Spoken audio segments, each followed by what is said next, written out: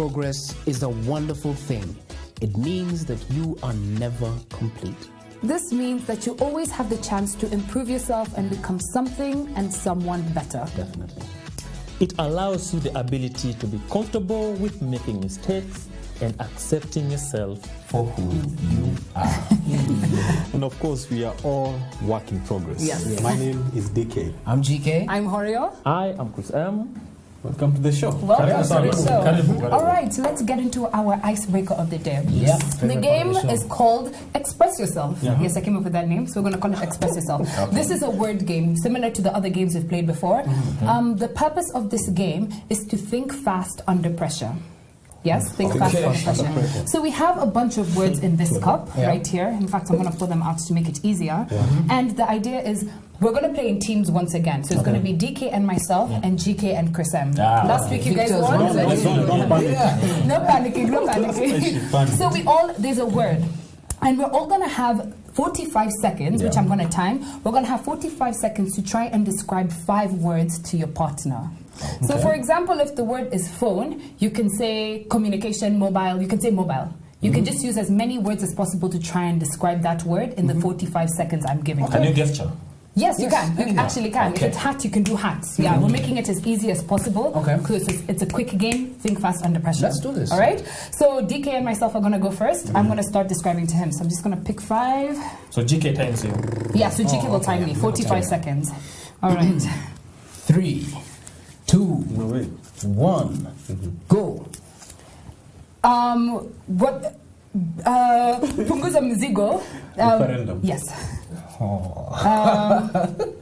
The center town and its abbreviations. The KSCC. No, like town. You call it like 3. The CBD. yes. It's for cooking. And it's a Salt. No. But it's like it's a Kenyan, not spice, but it's like beef cubes, chicken cubes. What is the name of that Royco. company? Yes. The capital of Kenya. Nairobi. Yes. That was easy. Hero in Swahili. Shujaa.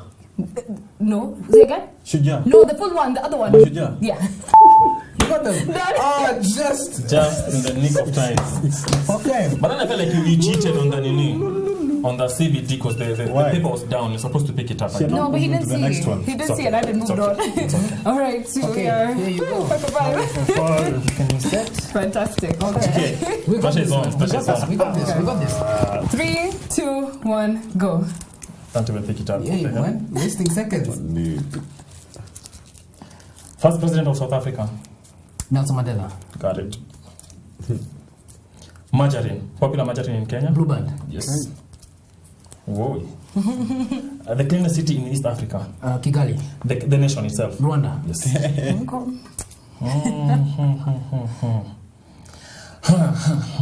180 degrees for in the geometrical set. It's part of the rulers. I can't remember. Semicircle. Do you know semicircle? I can't remember what it's called. And the next one. Man. Rolling call in Kenya. Harambe. Harambe, yes. Okay. Time. All right, one It was person. protractor. Protractor. All right. One down. So now DK is going to explain 5 to So it's me. 1-0. Yes, 1-0. Okay. All right. 3, 2, 1, go. Railway in Kenya. New modern. SGR. Oh, good. African fabric. Kitenge. Good.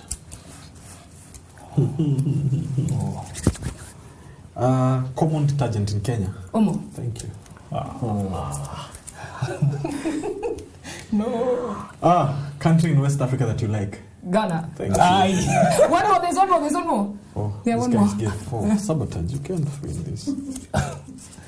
Come on. A popular means of transport in Kenya. Matatu. Good. Yes! 5 for 5. We're trying to swear. Did the time end? Nope. They had 5 seconds to spare. No, mine. Last one. Oh, okay. This week. Count your blessings. I'm ready. All right, let's do this. 3, 2, 1, go. County next to Nairobi. Thika. No. County. Kiambu, County. Kiambu. Yes, thank you. organization for African people that you don't like. AU. There we go. Let's ban the AU. What's this? Buses. No. What does the I? Okay. So okay. Okay. This is difficult. Okay, we went to apply for them. It's like a social security. There we go. Okay. It's a place, Jaffrey Sports Club. Oh, guys. It was Lavington. I got wrong. So, Eye of Nairobi. The Ferris wheel at Two Rivers. What is this? This guy messed you up. He said, Alright, guys. to come to next Nairobi. There's so many Machakos. Guys. Alright, so we won Just this say week. Tito. So we're 1 for 1. Yeah, each of us have 1 point. Yes. We'll give you that one. Yes. Okay, let's move on. So remember, every week we must embrace something new, and that's the challenge we have given to ourselves. Yes. So let me ask you guys, what is new this week? All right, Oreo, I'm going to give go us yours. first. So I'm the kind of person who sees things and I like to question them. I see things around me and I'm going to question Random them. things. So it's been raining a lot lately, and I'm sure everybody has noticed this. Everybody who lives in Kenya knows about guyas or flying termites. Yeah. So every time it rains and and in the evening, you'll see things coming to your lights. These bugs, and they're flying, and they just swarm around your lights. So I was really curious as to why they come out, what they are exactly, because I've seen them all my life, but I've never really understood. So I decided to research it. So there are guyas here in Kenya. They're also known as swarming termites or alates, and they come out when it rains. So they have a king, a queen, and they have reproductive ones. So their purpose in life is to leave their colonies and to go and mate. Okay. So we see them with wings, but I don't know if you notice in the morning after it's rained, you only see the wings, but you don't actually see the termites. That's true. I thought they They died. shed them. Yes, they actually. No, they don't die. They don't die? They don't die. The wings are only there to take them out of the colony. Okay. In fact, the rain helps them burrow out. The wind is supposed to help them fly, and they only fly for around 20 minutes or 100 meters.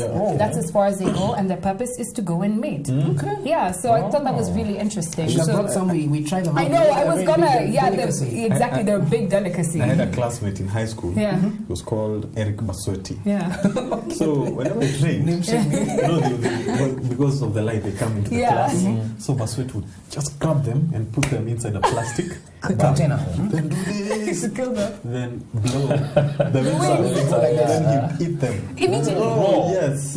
You know what? People actually do that. You can boil them, fry them, or eat them raw. Just I don't like know about that. eating them raw, but I hear they're very delicious. delicious. They're like very butter. nutritious. Apparently, they're just like butter. They're buttery.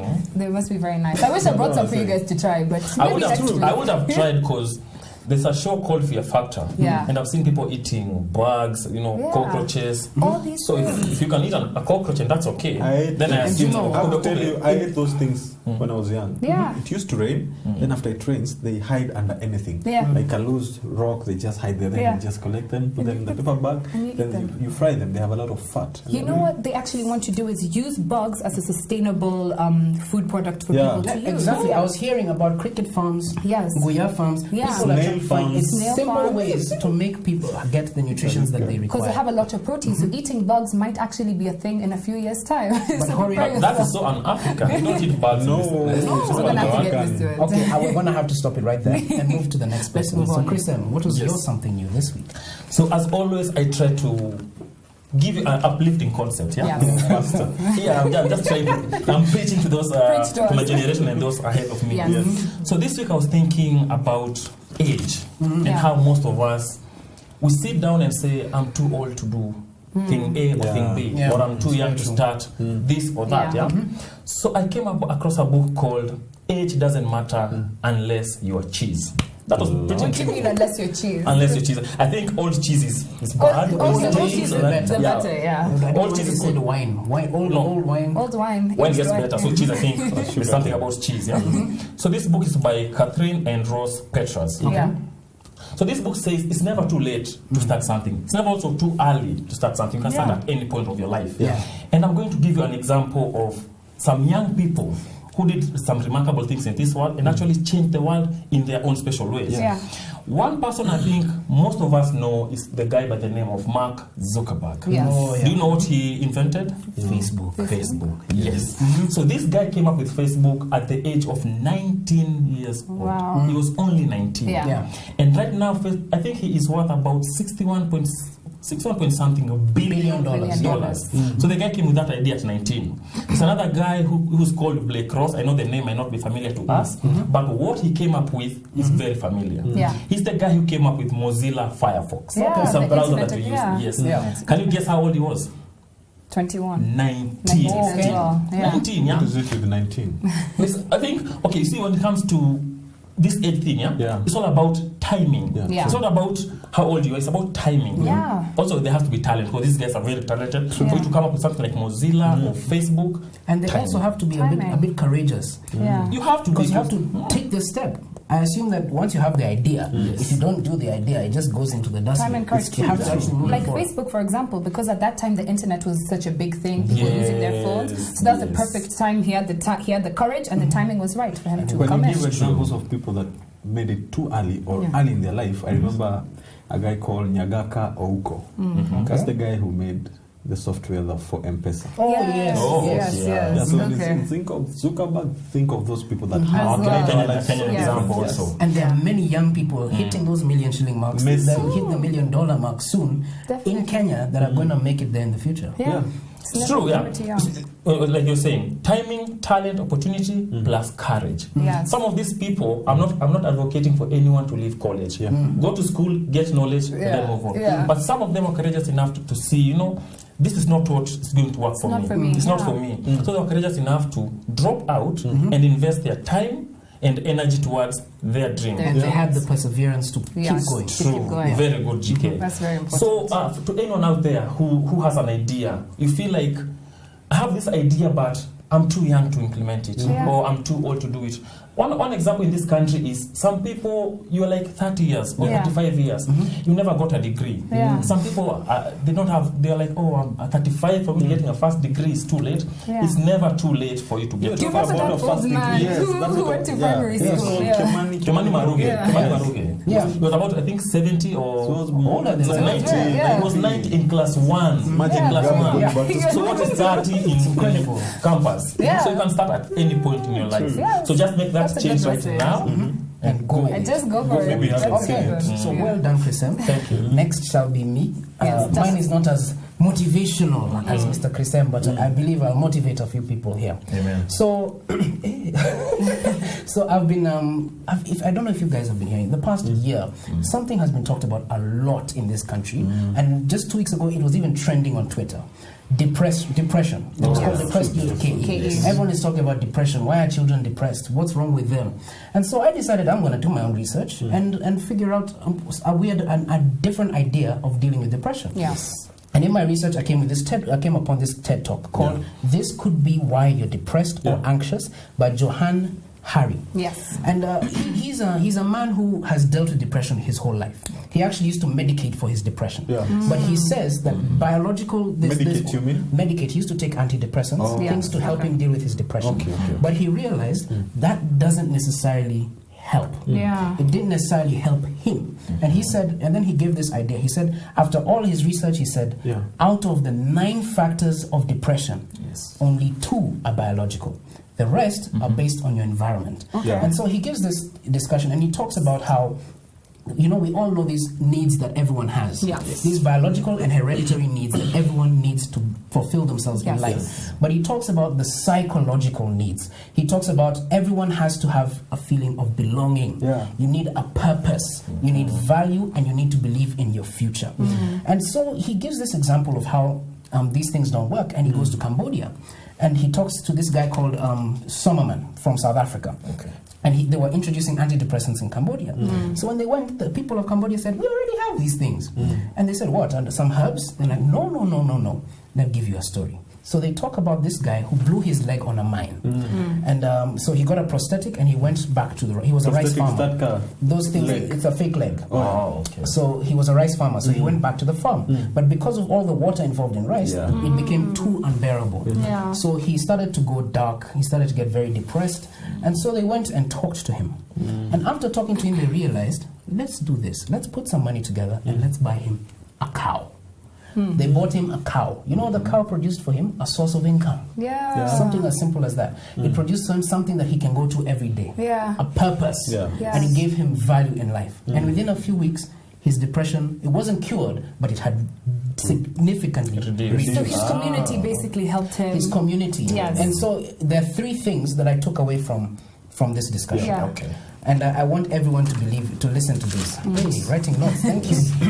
Number 1, your depression makes sense. It's valid.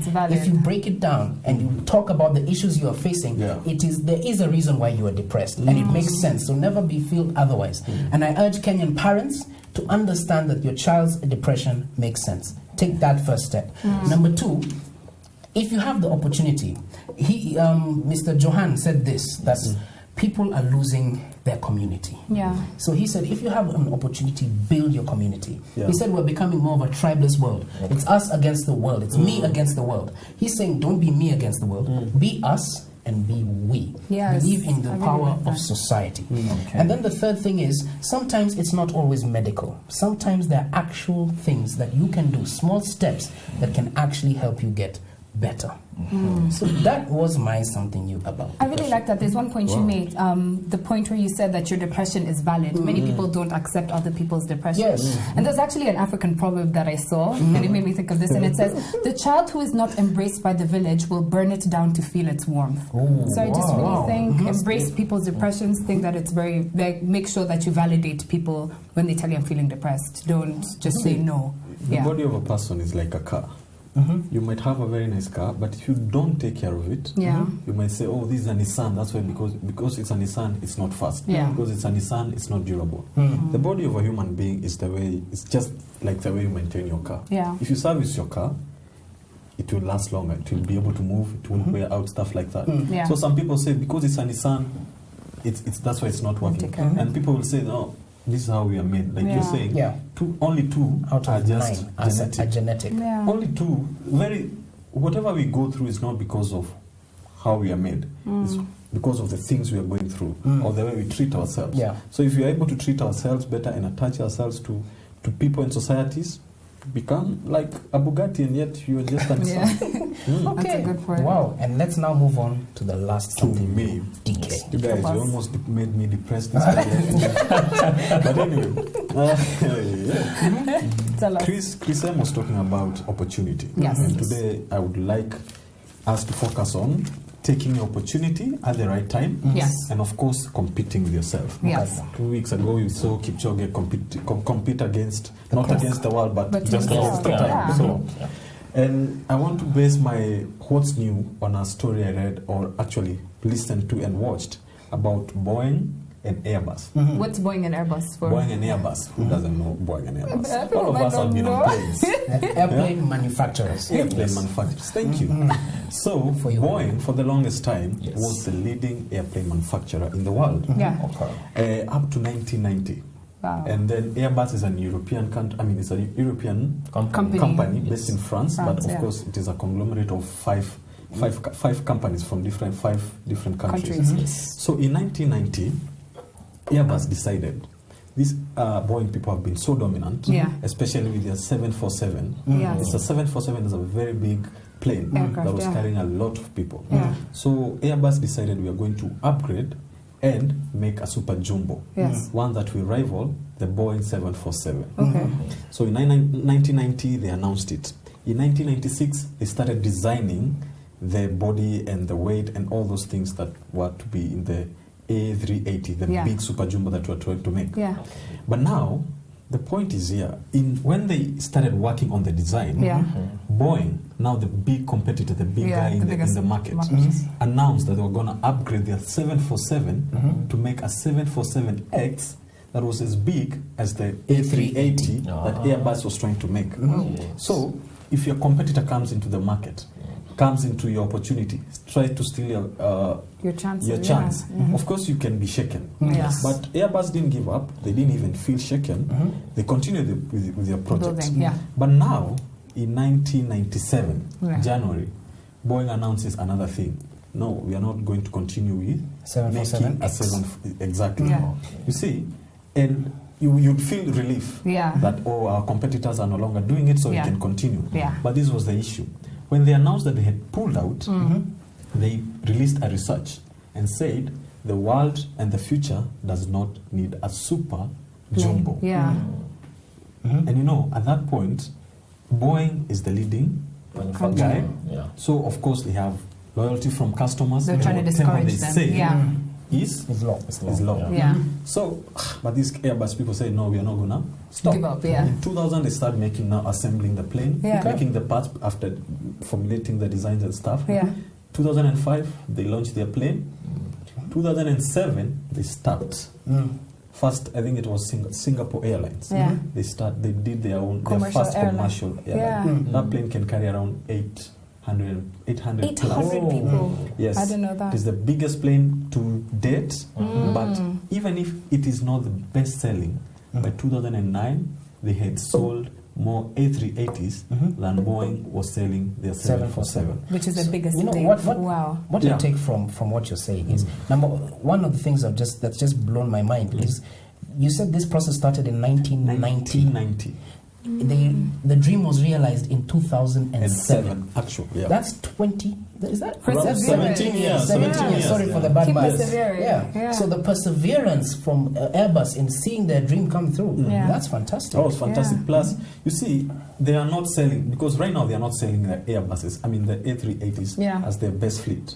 But what happened after they were able to launch this project? They won customers. Confidence and loyalty. Now, Boeing they're just like about to be neck to neck. They might be overtaken, because you see now they have issues with the 737 MAX. One that had accidents early in the year. So it means Airbus is at the verge of overtaking Boeing. But you see, they took the opportunity when they thought it was there, and they kept it. And they competed against themselves, not against Boeing. Now Boeing is running against Airbus. And our national carrier, KQ, do they have the A380 in the fleet? No, they don't. They don't have. It's an expensive plane. But amazingly, Emirates have 112. 112 of them. They've ordered 123, already they have 112. That's fantastic. Okay. That's a very good one. Yes, fantastic. So we're going to take a quick break here, and we'll be right back after the break.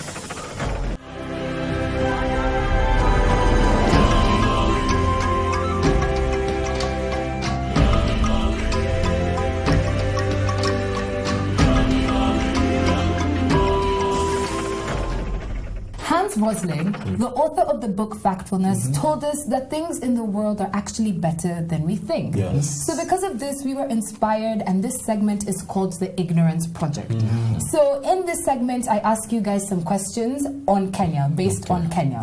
So we're actually just going to get right into it. Question number one.